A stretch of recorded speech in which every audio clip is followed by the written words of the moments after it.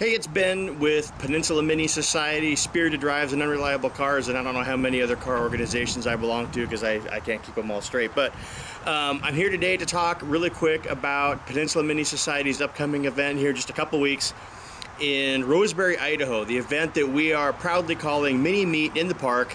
Again, we are honoring the annual tradition of a mini meet that did not happen this year because of all the COVIDs and lockdowns and stuff, as well as Minis in the Park, which is a large mini event. I think it's several events that they do over in the UK that also could not take place the last year. So kind of as a salute and a commemorative, or whatever you want to call it, just kind of a, we acknowledge what's going on.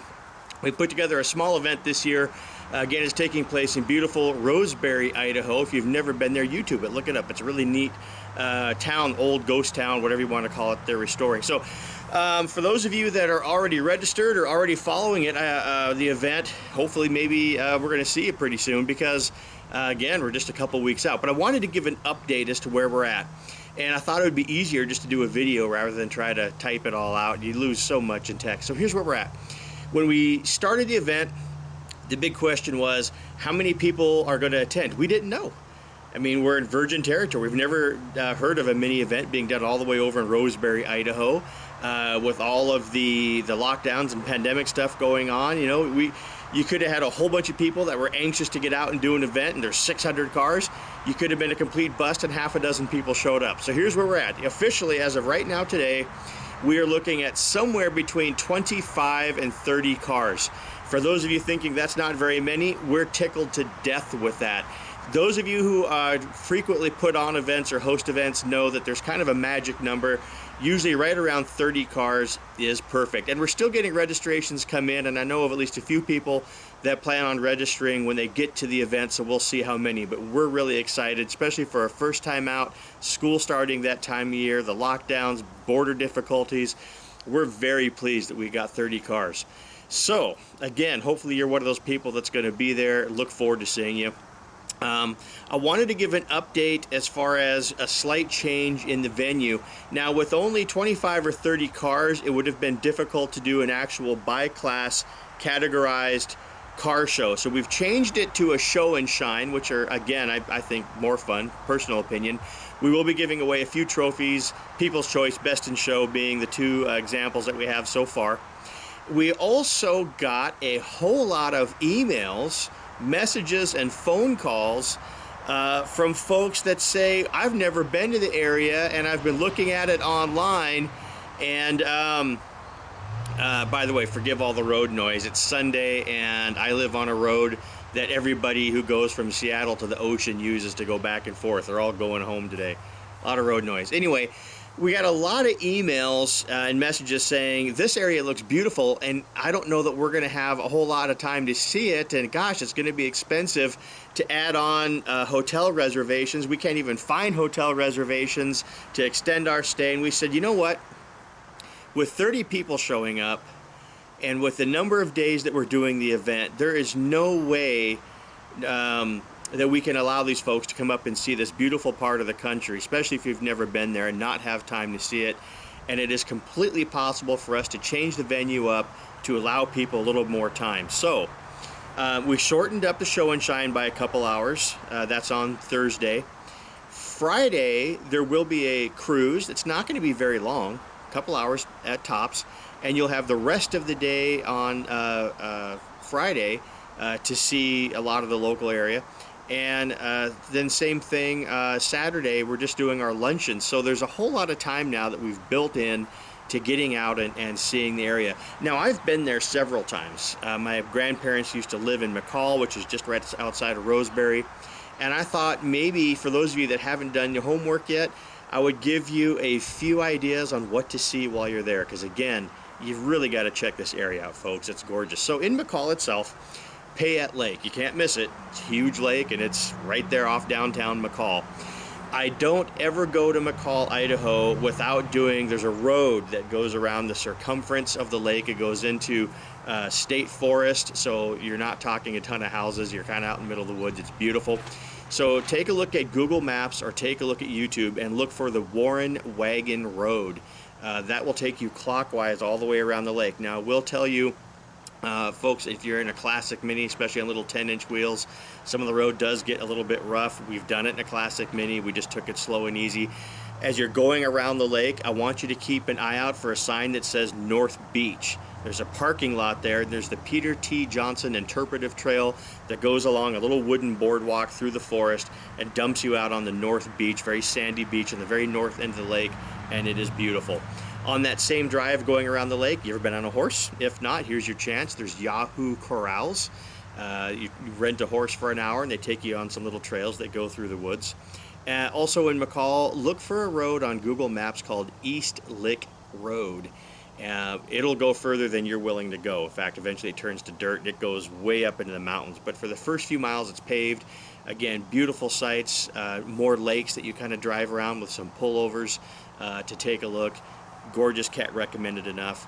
But for me, the highlight, if you're going to be in McCall, you've absolutely got to go check out Ponderosa State Park and check out the whole park. I don't want you to miss this because there's a beautiful one-way paved lane, road, whatever you want to call it. The whole thing is gorgeous, but it climbs up a little bit and takes you to something called the Narrows Overlook. You're way up high on a bluff overlooking the entirety of Payette Lake, McCall off in the distance.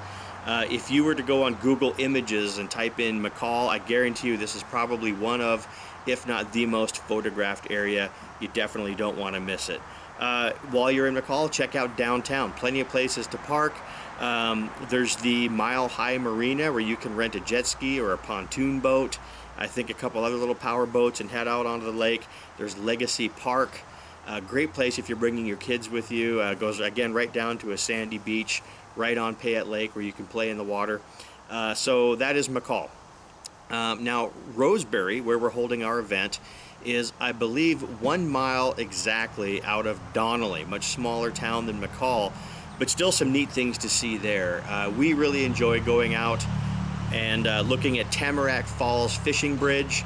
And if you're into that sort of thing, you can go a little further past that and check out Tamarack Resort. It's a big, giant, brand new resort that they're building out there. I think it's already open. Maybe some of you have already booked a room or something there.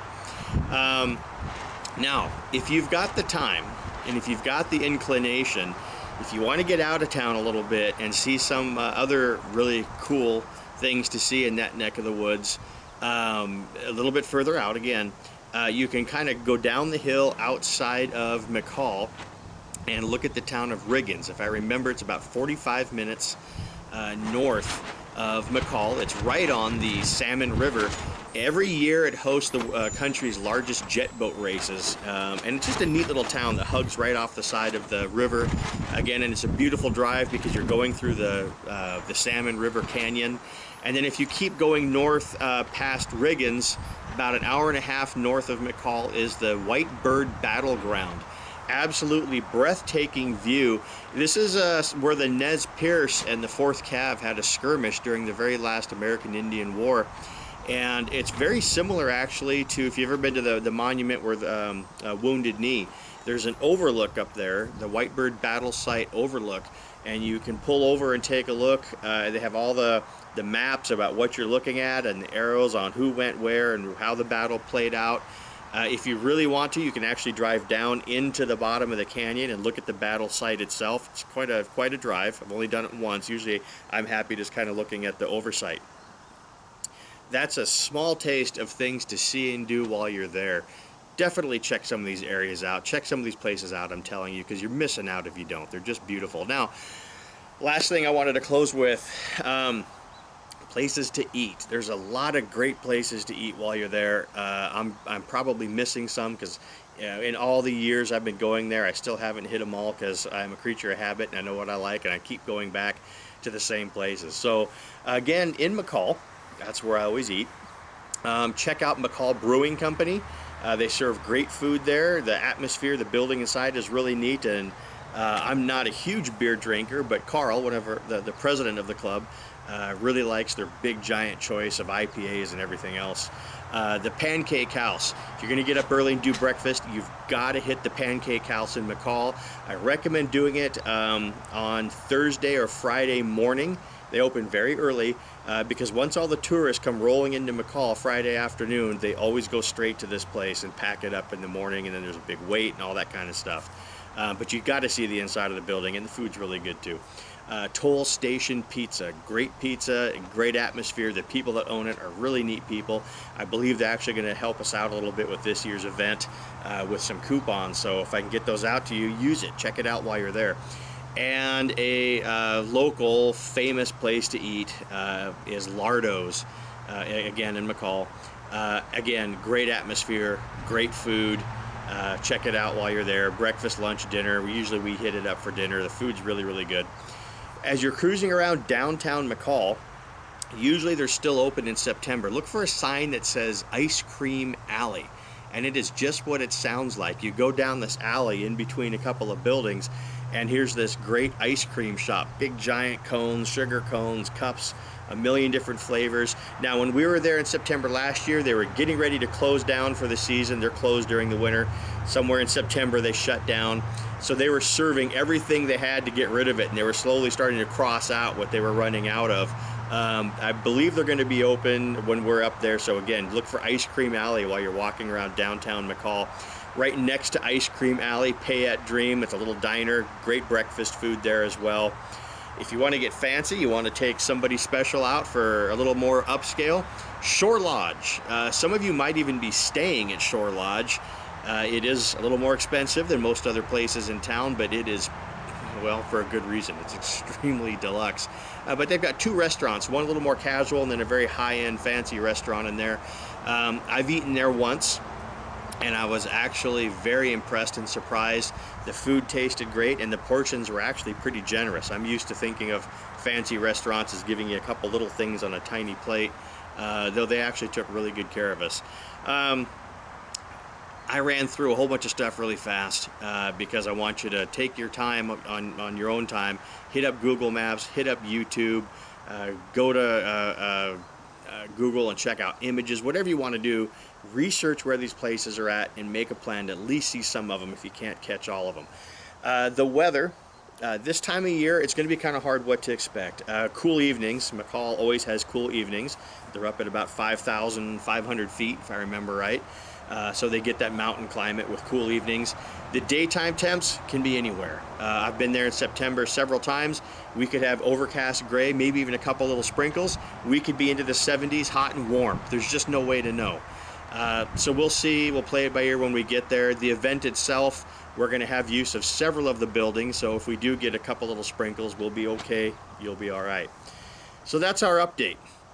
Hopefully some of you see this video and you think this sounds like a lot of fun and you register. We'd love to see you when you come up. Again, we're going to keep this cool and casual, have a lot of fun, and really I want to highlight what a very, very beautiful location that we're having this event. And I really want you to make a point of giving you this extra time that we've built into the venue to get out and take a look at the area. It'll be kind of fun too if we're all zapping around on our little classic minis. I know they're going to get a kick out of that.